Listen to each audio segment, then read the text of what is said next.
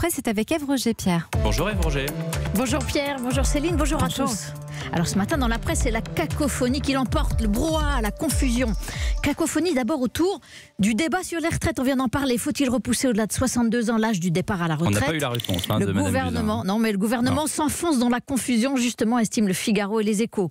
Cacophonie aussi dans l'affaire du Levothyrox, ce médicament contre l'hypothyroïdie dont la nouvelle formule provoque de violents effets indésirables inexpliqués.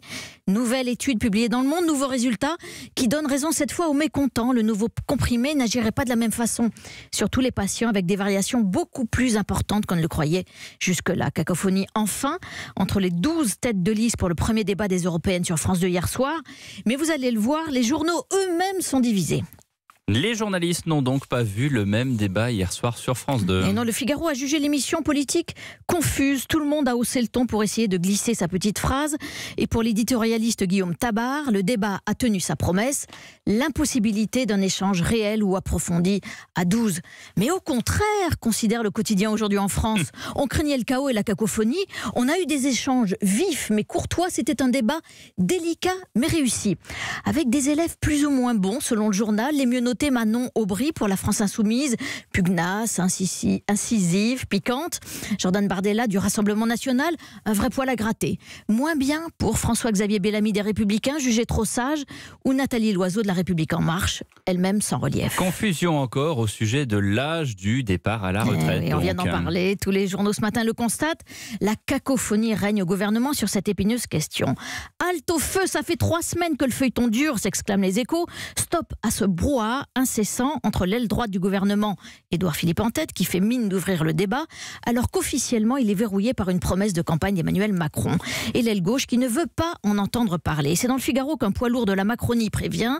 Si cela arrive, le groupe En Marche à l'Assemblée explose. La promesse de Macron est intenable, pourtant, constate l'éditorialiste du Figaro Gaëtan de Capelle. On ne peut pas réformer les retraites sans toucher à l'âge légal.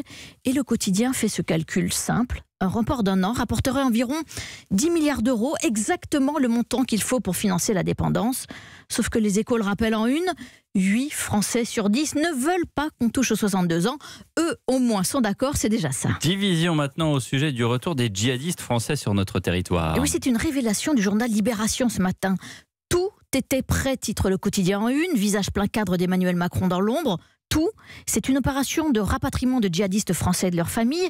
L'objectif était de les ramener du Kurdistan syrien pour les juger en France. Un plan précis, minutieux, très avancé, raconte Libé, avec 250 noms des hommes, des femmes, des enfants et même des numéros de vol pour les 2 tiers d'entre eux. Et ce plan était encore d'actualité le 6 mars dernier, révèle Libération, il y a seulement 1 mois. Et pourtant, il a été bloqué in extremis, là encore, parce qu'il n'y avait pas de consensus. Un vif débat a divisé l'administration française, écrit le journal. Pour certains, en effet, c'était un moyen d'interroger les djihadistes, d'obtenir des informations, un moyen aussi de protéger les enfants, et puis de permettre enfin aux victimes d'avoir un procès en France. Mais le plan a buté sur l'opinion publique, raconte Libé, une opinion profondément hostile à un retour des djihadistes en France. Et pour terminer, dites-nous Ève, quel est le contraire de la cacophonie? Eh bien moi je dirais entente et sérénité. Cette pirouette pour vous parler de la une d'aujourd'hui en France, sur la bienveillance au bureau, où l'on apprend que de grandes entreprises sont en train de mettre en place des réseaux de bienveilleurs. Ils sont 800 bénévoles chez Casino par exemple, tout niveau hiérarchique confondu, chargés de détecter les souffrances de leurs collègues, de leur tendre la main, de les guider, non pas vers la DRH, plutôt vers un médecin du travail ou alors vers un syndicat. Autre exemple chez De Richebourg, c'est un géant du service aux entreprises.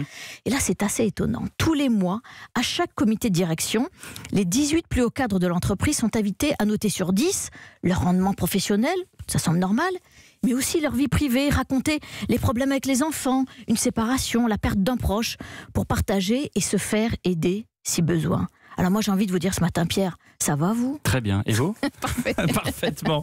Tout va bien dans le meilleur des mondes. Merci, c'était Ève Roger.